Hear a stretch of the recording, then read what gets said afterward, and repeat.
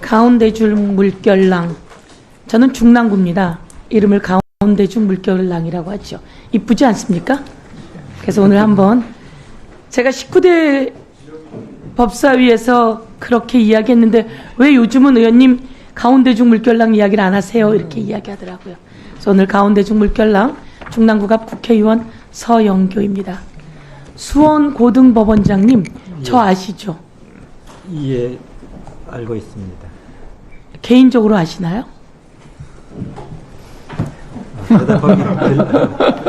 대답하기 좀 곤란하긴 합니다만. 예. 제가 고등법원장님이 귀한 판단을 해주셔서 오늘 이 자리에 있습니다. 맞죠? 그 부분에 대해서는 제가 어떻게 평가하기 어려운 것 같습니다. 정말 검찰은 정치인이 얄미우면 기소합니다. 그리고 망신을 톡톡히 줍니다. 온 세상에 망신을 주지요. 언론 브리핑을 통해서도 망신을 주고 톡톡히 줍니다. 그래서 그 사람 목숨이 끊어질 때까지 망신을 줍니다. 그렇게 하면 안 되죠. 그런데 법원이 그 어려운 속에서도 법원이 올바른 판단을 해줘서 국민을 위해 일할 수 있게 해주는 기회를 주고 있습니다. 그래서 법원만큼은 독립적이어야 하고 중립적이어야 하고 그리고 삼권 분립이어야 한다. 이렇게 말씀드리겠습니다. 첫 번째 장면 한번 들어봐 주세요. 윤석열 대통령하고 한동훈 국민의힘 대표가 만났어요. 표정 한번 봐주세요. 저게 여당 대표하고 대통령이 만나는 자리인가요? 대통령 표정은 왜 저런가요? 그리고 저 장소 한번 봐보세요. 이재명 대표하고 윤석열 대통령이 영수회담 할 땐 저렇지 않았어요. 양쪽에 태극기도 있고 대통령실 봉안기도 있었어요. 그런데 얼마나 무시하면 한동훈 대표랑 저런 자리에서 만날까요? 그리고 딱 둘만 만났을까요? 아닙니다. 윤석열 대통령은 정진석 비서실장을 데리고 나와서 그것도 자기 옆에 앉히지 않고 한동훈 대표 옆에 앉혔어요. 국민들이 언론이 전부 다 이야기했습니다. 한동훈 윤석열이 4시 반에 만난다. 노래를 불렀어요. 무슨 성과를 볼 것인가. 근데 아무 성과가 없다. 맹탕이다. 모든 언론이 그렇게 이야기합니다. 맹탕이다. 맹탕이다. 여당 대표를 자기 소나기에 발 아래 신하처럼 생각하는 표정 아닙니까? 둘이 만난 다음에 대통령이 그랬다는 거예요. 브리핑 좀 잘해달라고. 근데 한동훈 대표가 브리핑하지 않고 왔습니다. 한동훈 대표가 브리핑할 서열입니까? 대통령은 왜 이러는지 모르겠어요. 대통령 지지율은요 바닥을 쳤습니다. 여론조사 꽃에 의하면 10%대로 떨어졌습니다. 이런 대통령이 도대체 뭐가 그렇게 기세가 등등해서.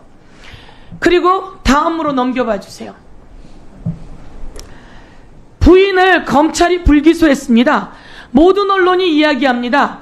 권력 앞에서 작아지는 검찰이라고. 그리고 동아일보가 그렇게 이야기했습니다. 중앙일보는 여론의 역풍이 안 불겠나 이렇게 이야기하고요. 조선일보는 이제 김 여사 문제는 검찰을 떠나서 국민의 손으로 정치의 영역으로 갔다 이렇게 이야기합니다. 대표적인 조중동이에요. 조중동이 마음이 떠났어요. 조중동의 사설이 대통령 후려치기 바쁩니다.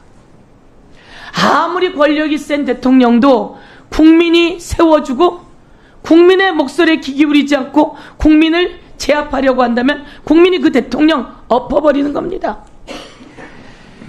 주가 조작을 했는데 모두 다 처벌받는데 왜 대통령의 부인만 예외지요? 다시 한번 넘겨봐 주세요. 대통령 부인이 기소되지 않은 이유는 무엇이라고 이야기하냐면 잘 모르기 때문이라고 이야기를 합니다. 전반적으로 기억이 잘 나지 않는다. 우리 서울고등법원장님, 주가 조작이 명백해요. 재판 과정에서 다 나왔어요. 잘 기억이 나지 않으면, 피의자가 잘 기억이 나지 않으면 어떻게 해야 되나요? 기억이 날 수 있게 이 기억이 안 나는 게 맞는지 압수수색을 통해서 증거를 확보해야 되겠죠. 그런데 이 윤석열 정부 들어와서 이 검찰은 김건희 여사를 향해서 휴대폰도 한번 압수수색 영장 청구하지 않고 주거지도, 사무실도, 자동차도, 김건희만이 아니라 김건희 엄마도, 김건희와 김건희 엄마가 23억 수익을 봅니다. 자그마치 23억. 권오수는 얼마의 수익을 봤을까요? 민태규는요? 이종호는요? 그 유명한 그 공범들은 수익을 못 봤어요. 왜? 엑시트를 못했어요. 그런데 김건희는 23억을 수익을 봅니다. 왜? 여왕벌처럼 앉아서 언제 무엇을 하는지 잘 조정하다가 잘 빠져나오는 겁니다. 그런데 휴대폰도, 자동차도, 주거지도, 사무실도, 그 흔한 PC도 압수수색하지 않고 무혐의를 친 겁니다. 이러니 대한민국이 발칵 뒤집혔고 조중동이라고 하는 언론도 발칵 뒤집힌 겁니다.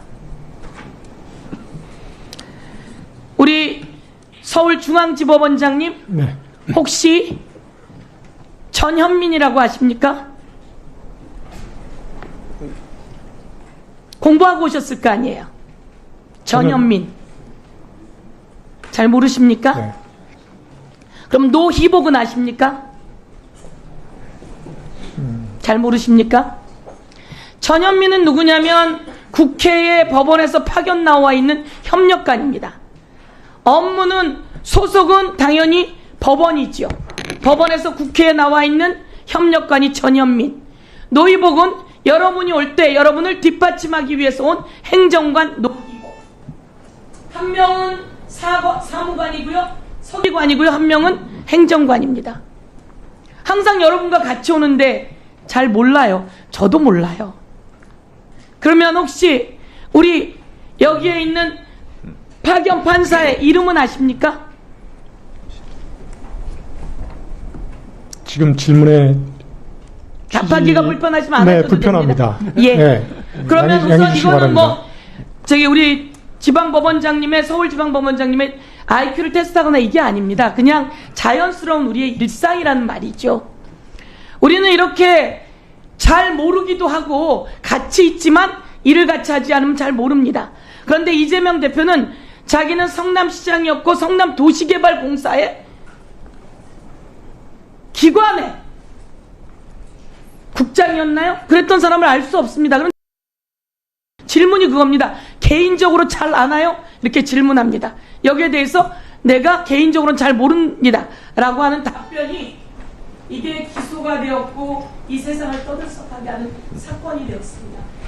저는 이런 일로 선거법 위반이라고 기소를 하는 검찰, 저도 마찬가지로 검찰에 의해서 기소가 되었고 변호사 비용이 거의 1억대 가깝게 듭니다. 그리고 그러나 법원이 제대로 판단을 해줘서 이 자리에서 또 국민을 대표해서 일하고 있습니다. 저는 우리 법원이, 검찰이 자기 마음대로, 대다수의 검찰은 아주 훌륭합니다 하는, 그러나 몇몇 정치검찰의 정치적 행태에 대해서 법원이 정말 올곧게 잘 판단해 주시길 바라겠습니다. 그렇게 해주시겠습니까? 제가 재판 담당자는 아니었기 때문에 그 답은 제가 못 드리고요. 어떤 우리 법원 소속 담당 재판부가 서두에 말씀드렸듯이 권력이나 여론의 영향을 받지 않고 오직 증거와 법리에 따라 공정하게 판결할 것이라고 믿습니다. 예, 이상입니다. 네.